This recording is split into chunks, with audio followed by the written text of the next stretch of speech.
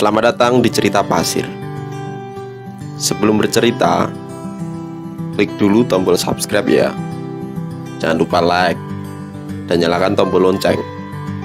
Kali ini saya akan bercerita tentang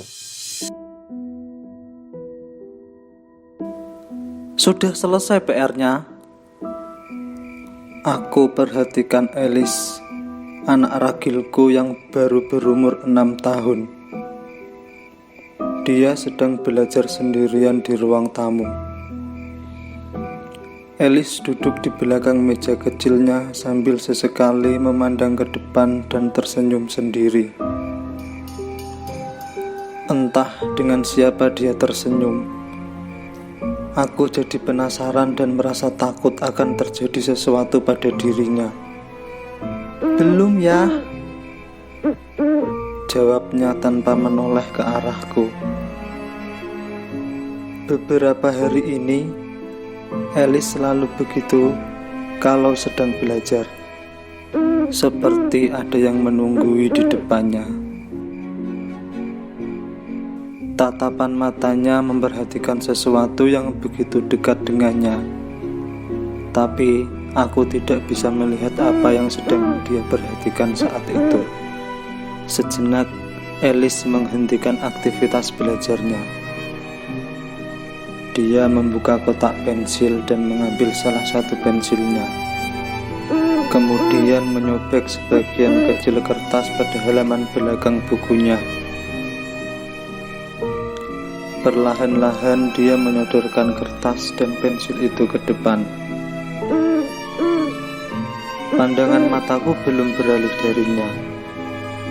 Aku terkejut dan detak jantungku seolah berhenti saat melihat Elis melepaskan pensil itu. Benda kecil panjang itu berdiri tegak di atas kertas dan perlahan bergoyang seperti ada yang sedang menggerakkannya. Pensil itu menulis sendiri. "Sudah selesai?" tanyaku seolah tidak percaya dengan apa yang kulihat saat itu. Seketika pensil itu jatuh tergeletak di meja. Elis pun terkejut dan menoleh ke arahku sambil tersenyum. Aku beranjak dari tempat dudukku dan mendekatinya. Tidak kulihat sebuah tulisan pun di kertas itu. Mungkin hanya Elis saja yang bisa melihatnya. "Sebentar lagi ya," jawabnya sambil mengambil pensil dan sobekan kertas itu, kemudian memasukkan ke dalam kotak pensil kembali. "Kalau ada yang sulit biar ayah bantu." Elis menggelengkan kepalanya. "Jangan tidur terlalu malam, biar besok tidak bangun kesiangan," ajakku. Dia hanya mengangguk. Sesekali lagi aku mendapati Elis seperti menatap seseorang yang begitu dekat. Sebentar dia menoleh ke arahku dan tersenyum, kemudian melanjutkan mengerjakan PR-nya kembali. Aku menutup pintu rumah, kemudian berjalan menuju ke kamar Elis. Ku ambil seblak kasur dari sapu lidi untuk membersihkan serta merapikan tempat tidurnya. "Elis, kalau sudah selesai cepat tidur," kataku sambil duduk di tepi pembaringan dan memperhatikan sapu lidi yang sedang kupegang. Aku teringat kejadian beberapa bulan lalu. "Anakmu itu sepertinya dapat melihat lelembut," kata Eyang saat itu. "Elis maksudnya, Eyang?" tanyaku sambil menoleh ke arah Eyang. Beliau mengangguk dan ikut duduk bersama kami yang waktu itu sedang santai melihat acara televisi di ruang depan. Aku pun menceritakan kejadian mistis lain yang pernah dialami Elis pada Eyang. Belum lama ini, kami bermalam di rumah saudara dan tidur di kamar tengah.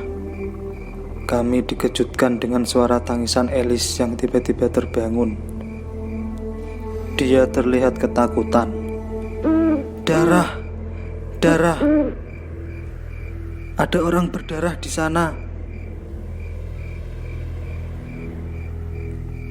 Alice mengatakan ada seseorang di balik jendela kamar itu. Seseorang yang hanya terlihat separuh badan itu berambut hitam, panjang, acak-acakan. Sepasang mata putih dengan sedikit bintik hitam di tengah terlihat menempel pada wajah seramnya. Kulitnya rusak mengelupas dan banyak darah keluar dari tubuhnya. Sesekali Alice melihat ke arah jendela, tapi buru-buru dia menyembunyikan lagi wajahnya. Karena makhluk itu tetap ada di sana untuk beberapa saat lamanya. Kenapa tidak kamu gunakan seblak untuk mengusirnya? Tanya Eyang menyela ceritaku. Seblak kasur itu. Iya, seblak itu.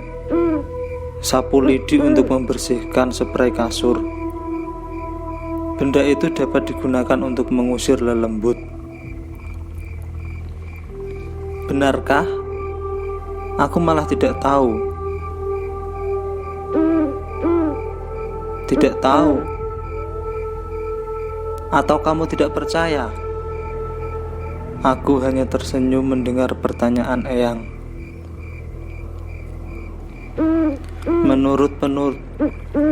Menurut penuturan Eyang, seblak sapu lidi dalam adat Jawa dipercaya untuk mengusir lelembut, terutama lelembut yang mengganggu anak kecil. Sapu lidi itu biasa disebut juga dengan nama sodogerang. Tapi untunglah kejadian itu tidak berlangsung lama.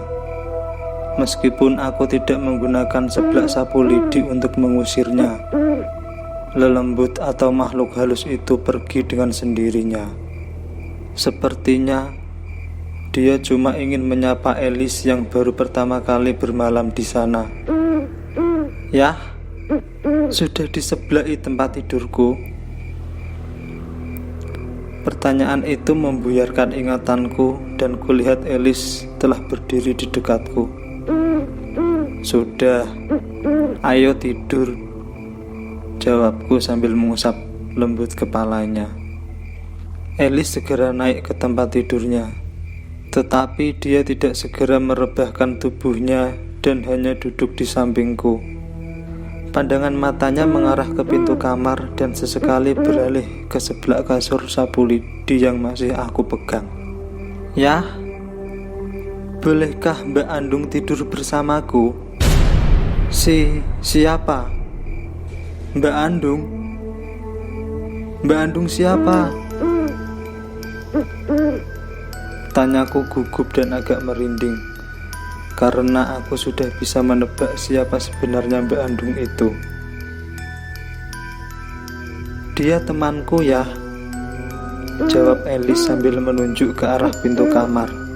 Tetapi aku tidak melihat siapapun di sana. Tidak, dia tidak boleh tidur di sini. Suruh dia pulang, atau ayah akan mengusir dengan seblak ini. Aku semakin merinding karena harus berhadapan dengan lelembut yang belum pernah aku lihat wujudnya. Jangan ya, Mbak Andung sudah pulang, kata Alice sambil menunduk sedih.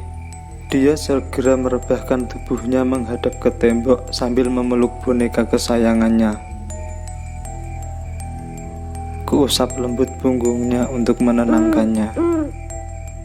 Katakan pada Mbak Andung, jangan sering-sering main ke sini. Tempatnya bukan di sini. Dia punya rumah sendiri di sana. Alice hanya diam saja. Aku mendekatkan kepalaku untuk mencium pipinya. Tiba-tiba dia menoleh.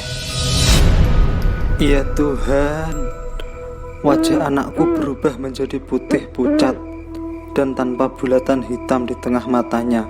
Rambutnya pun menjadi lebih panjang dan kusut. Bau apek pun tercium di hidungku. Andung senang di sini. Terdengar suara serak dan berat dari mulut Alice. Aku terkejut dan gemetaran ketakutan menghadapinya. Jantungku seperti meloncat dan hilang entah kemana. Darahku seolah berhenti mengalir. Ketakutanku membuat tubuhku diam terpaku di tempat tidur dan dingin membeku bagaikan salju di puncak pegunungan Jayawijaya. Aku berusaha memberontak sekuat tenaga dan meloncat turun dari tempat tidur. Segera aku ambil seblak kasur dan kuayunkan ke arah tubuh Elis. Tapi segera ku hentikan ketika terdengar suara lembut dari belakangku. "Yah, sudah diseblaki tempat tidurku." Aku menoleh dan kulihat Elis di sana tersenyum melihatku. "Elis, bukankah kamu tadi sudah tidur di sana?" Tanyaku sambil menoleh ke tempat tidurnya, tapi tidak kulihat siapa-siapa di sana. "Ayah, aku dari tadi masih di ruang tamu, sedang belajar sama Andung." Aku memotong perkataannya dengan pertanyaan penasaranku. "Iya ya. Kok ayah tahu Mbak Andung?" Elis balik bertanya keheranan, karena selama ini dia tidak pernah cerita tentang temannya itu kepadaku. "Sekarang di mana Mbak Andungmu? Dia sudah pergi. Katanya takut dengan seblak kasur," kata Elis sambil berjalan menuju tempat tidur.